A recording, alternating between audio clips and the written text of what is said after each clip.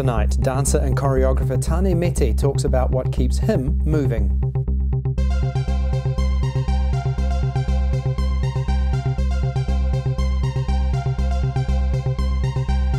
Hi everyone, welcome back to GayTalk Tonight. My guest is the phenomenal dancer and choreographer Taane Mete.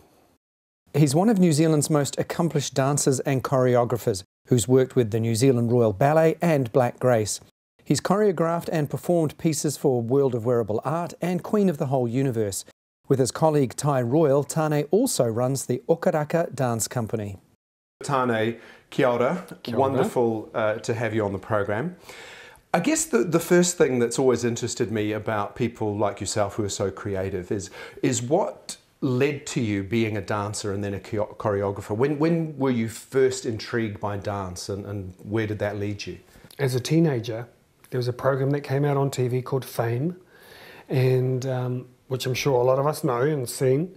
And I loved the program because it had an energy, and it was very, very creative, and it was something that I'd never experienced before, like physical dance. But I felt connected some way to it. So I let it be, and I hadn't done classes for many, many years. Well, I didn't do a class until I was at high school. And what is it you actually love about it? It allows me to be creative. It allows me to internalize physically, mentally, spiritually even, and it's a definite high. One of the demands is that you need to be physically fit because it is so demanding. And I've seen you virtually naked on stage, so I know the shape you're in. There's no body fat there. Your physique is extraordinary. What do you have to do, and how much do you have to do to keep physically fit? I think because I'm so passionate about my dance form and my physical self, and in order to be committed to dance, I feel for myself is that I need to be committed to my lifestyle, and lifestyle means that I need to keep physically active, quite healthy diet-wise, the good old moderation, sleep, rest, drink. You can do all those things, but just in moderation. Because that's the thing, isn't it? I mean, that's the thing I've discovered as I've taken my health more seriously, and I've done a lot of exercise. Dramatically increased it. That my mood's better. Things don't bother me quite as much. So I guess you must be really flying most of the time, because you're doing so much. And I used that, I guess. There was a time in my life where I needed help medically to suppress depression, because I did suffer a little bit from that. And in the cases that I understand, mine was quite mild, but it still affected my being and my sense of who I was. And I think during that period I lost myself, my real self, and my reconnecting to dance and my latest form of passion, which is yoga. I'm able to continually feel a real natural high that keeps me away from feeling any stress or anxiety. I feel that my well-being is probably at the pinnacle of my time in my life right now, and I'm probably definitely a lot healthier and fitter now than I ever have been. So in my mid-40s, I feel pretty good, actually. You now choreograph works and you teach dance. I'm wondering what are the challenges of taking somebody new and teaching them a work or teaching them how to dance? When I'm working with students, it would be very difficult, and it would be easy for me to just create a whole lot of steps in front of a mirror without anyone and then just place it straight onto the dancer. For me, that's not much of a challenge. I'd like to see what the physical person in front of me, what they can actually present to me. How do they move? That's interesting for me. And how can I make what they are doing right there in front of me better? And that would be the time spent in the studio, working with them, talking with them, getting to know their personality a little bit better. their dancing personality, and a little bit of their personal life. I guess all those things help to sort of shape something quite special. One of the things that I notice quite strongly when I've seen your work, and particularly with Tai Royale, who's your business partner, friend, and you've worked so collaboratively for many years, is that physicality in the dance. How important is that physicality and that energy in dance for you? It intensifies, it motivates, and it brings out an otherness and a presence on stage that can really move people. Dance is quite powerful because it can actually shift a person's direction, their eye, their focus on stage. Like being a choreographer or a dancer, you're able to do that. You're able to take control.